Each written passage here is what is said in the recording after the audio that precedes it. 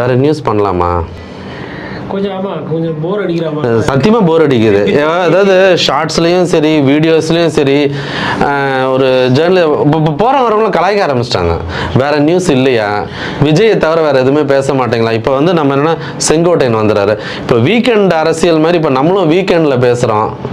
எப்படி பாக்குறீங்க? இப்போ அதாவது செங்கோட்டையன் அவர்கள் வந்து சேவ் பண்றாரு, இல்ல வந்து அவர் எம்எல்ஏ ஆகுறாரு, இல்ல தாவேக்காக்கு ஒரு பெரிய துணையா வராருன்றதை தாண்டி நான் என்ன பார்க்குறேன்னா, மக்களோட பிரச்சனை வந்து அதிகமாக பேசப்படாமல் மாறுற அந்த ஒரு தன்மையை பார்க்குறேன்.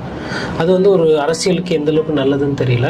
காரணம் என்னென்னா, விஜய் அவர்களும் சரி ஒரு இந்த அரசியல் தான் பண்றாரு. அதாவது வந்து திமுக எதிர்ப்பு அப்படின்ற அந்த அரசியல் பேசுறாரு. பட் அதை தாண்டி மக்கள் எங்கே எப்படி பாதிக்கப்படுறாங்க, என்னென்ன மக்கள் பிரச்சனை இருக்கு அப்படின்னு கொஞ்சம் பேசினா அது வந்து இன்னும் கொஞ்சம் மக்களுக்கு ஆக்கப்பூர்வமாக மாறும். உதாரணத்துக்கு இப்போ விஜய் போடுற ஒரு பிரபலம் வந்து ஒரு மணல் கொள்ளை ஒரு மாவட்டத்தில் நடக்குது, அந்த மாவட்டத்தில் அதிகமாக இருக்குது அப்படின்னா, மணல் கொள்ளைனா நமக்கு தெரியும். இப்போ காஞ்சிபுரத்தில் பேசினார் சமீபத்தில். பட் அது பத்தாது, அது வந்து நுனிப்புள் மேயிறது.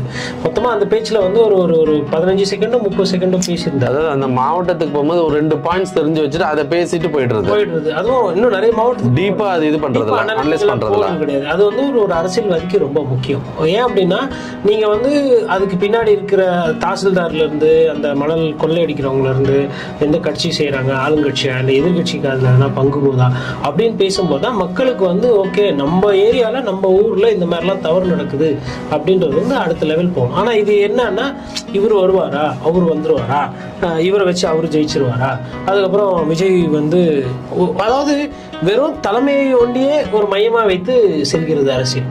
மக்கள் சார்ந்து இன்னும் மாறல. விஜய்ன்றவர் அரசியலுக்கு வந்துட்டாரு, அவர் ஒரு தனியாவோ இல்ல கூட்டணியோ ஏதோ நிக்க போறாரு களம். அதை தாண்டி நம்ம அடுத்த கட்ட நகர்வுக்கு செல்லலையே. உதாரணத்துக்கு வாக்காளர்களுக்கு இந்த SIR மூலமா நிறைய பிரச்சனை இருக்கு, நிறைய பேர் இருக்கா இல்லையான்றதுலாம் சிக்கல்.